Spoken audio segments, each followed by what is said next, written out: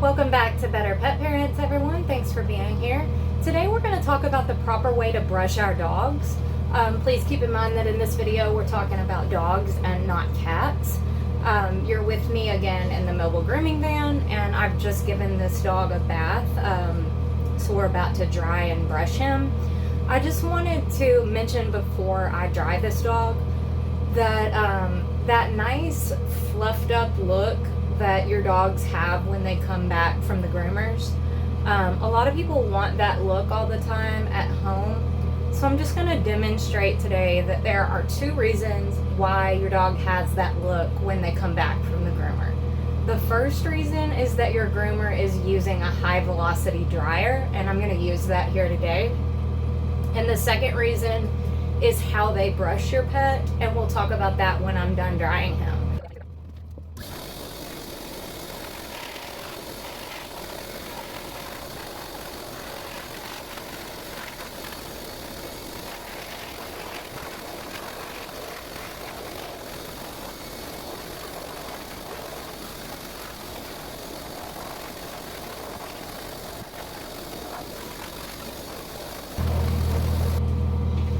Okay, so now he's all dry, and I'm just going to demonstrate that when you are working with fluffy hair like this, you're talking about a long-haired dog,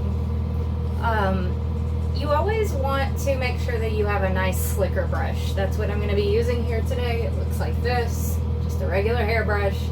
Groomers use the ones that have the wire bristles, that do not have the little caps at the end of the bristles. Those are not going to be good at cutting through the hair nicely, and that's what you want when you're trying to go for that nice fluffy look. Be careful with this. You do not want to dig into your pet's skin, obviously, with something like this, but this is going to be the more effective tool to use.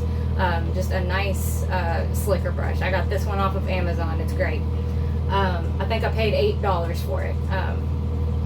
So just get yourself a nice slicker brush, and what you're going to want to do is you're going to want to go with the grain of the hair first, and then when you're done with that, you'll go against the grain.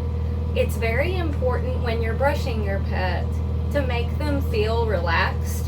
A lot of people will, like especially with working with like the front legs, you know, if you go in just with a death grip, grabbing them, they're going to be less likely to behave for this process. So what you want to do is you just want a nice gentle grip with them. You know, let them know that you're not there to keep a vice grip on them, and just let them feel comfortable. And what you're going to want to do was, like, we'll talk about the front leg. I'll start at the bottom and brush with the grain, just gently. When you haven't brushed it all, gently, to break through that hair with the grain of the hair. And then again, let them know that you're not keeping a tight grip. A good way to do that is to just keep a loose movement sometimes. Let them know that you're not trying to restrain them too much, and just go with the grain gently. I have a friend that likes to tell her clients that anytime the hairbrush sounds like Velcro, then the hair is not brushed yet. And that's such a great way of putting it. When you first go through it, it sounds like Velcro, and then as you get that hair nice and brushed, it becomes silent, you know, to run the brush through it. So what we're going to do is, again, using a slicker brush, going with the grain of the hair first until it doesn't sound like Velcro, and then you can see that that's a nice brushed out leg. And I told you at the beginning of this video that the high velocity dryer is one part of why your dog comes back from the groomers looking so fluffy, but the other reason is that your groomer is going to then brush in reverse to fluff the hair up. But you don't want to start with that. The hair has to be tangle free for that to work, and to not cause pain for your dog. So we just worked on this front leg. It's not tangled. And now that we've done with the grain, we can go against the grain. And that's when you'll gently use that same slicker brush to go against the grain, and you can see how nice and fluffy that leg is. And that's going to be how you achieve that fluffy look. If you don't have a high velocity dryer, obviously, drying your pet with a regular hair dryer is fine. I'm just letting you guys know that you're more likely to achieve this look with a good brush like this one, slicker brush, and by first going with the grain and then brushing against the grain to fluff that up. I'll do his chest right now to demonstrate that. Again, with the grain. I already did his face when I was drying him, but it's the same process. So with the grain here, and then against the grain for that nice fluffy look. Now, it's important to note that when you're talking about brushing your dog, if you have a difficult coat, like a doodle, one of the most important things that you can tell yourself is that the hair is not matted when you can part it and see the skin. So like on this dog is not matted, and you can part that hair and you can see the skin. If your dog is matted, you might think your dog is not matted because you've essentially been brushing the surface and not getting those bristles down to the skin. But if your dog is matted, you are not going to be able to part the hair and find the skin.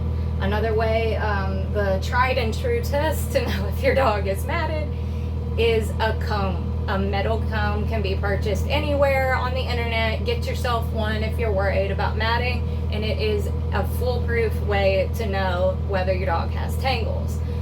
This dog is not matted, and I can easily run a comb through that.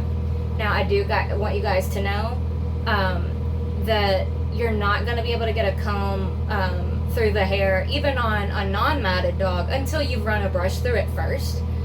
Which I did right here, so that's why that's going through so easy. But if it was matted, I would have not been able to get either one through. I'm just letting you guys know that if you're brushing your pet at home, one way to go back and test to make sure that you got everything with your brush is to run through with a comb, and you're going to be able to get it through to the skin, and that's how you know your pet is not matted. Again, running the brush through it and knowing that there's no Velcro sound, and then being able to run a comb through it easily, being able to part the hair and see the skin. Those are all ways to know that your pet is not matted, and ways to give your pet that nice fluffy look is to brush first with the grain and then against, and you'll get that fluffy look. Please be careful when you're brushing your pets. It's very important not to go at it too aggressively because you can cause damage to their skin. You can cause, what's called brush burn, where those bristles are scraping against the skin too aggressively, and that causes a bad rash. So you want to be careful while you're doing this. Again, you want to make sure that your pet feels comfortable while you're brushing them. A nice loose grip, letting them know that you're keeping a loose grip on them, making them feel comfortable. That's how you're going to bond with them and form their trust about routine brushing, is not doing anything too aggressively, because if you lose their trust, that's when it's going to become more and more difficult to keep up this very important routine. If you do have a pet that has tangles and you go at it too aggressively and you snag one, then that's going to hurt, and that's going to make them yelp, and then they're not going to want to keep doing it. So you need to be careful when you're brushing your pet, and go at it very gently. Again, first with the grain, and then if you want to fluff them up, against. Thank you for joining us today. Let us know if you have any questions about this. One last thought: if you do have a pet that's matted, the best thing that you can do, if you're talking about a severe case of matting, the best thing that you can do is let your groomer get that off and then start fresh, because you do not want to put your pet through what it's going to take to get that dematted. Injuries can happen during dematting. And it's just such a stressful, painful process for these guys. When it's severe, it's just not worth asking for. So if your pet is matted, the best thing you can do is just let your groomer get that off, and you're just going to do better next time. And keep up the habit. That's how you're going to ensure that you're going to be able to keep the haircuts that you want in the future. Brushing is such an important part of their lives if they do have long hair. And if you're wanting to keep that nice long look, it's essential. It is not going to be sufficient for you to leave it up to your groomer entirely to do all that maintenance, because it's just not possible. If you're not doing routine brushing on your pet, especially with those doodle breeds, then what you're giving them every 6 weeks is more than what they can do during the one session to maintain that look. So just do this as often as you can to keep the hair tangle free. It's obviously good for their skin, to keep them nice and brushed. And just keep these tips in mind as you brush your pets at home. And let us know if you have any questions. Thanks for being with us again.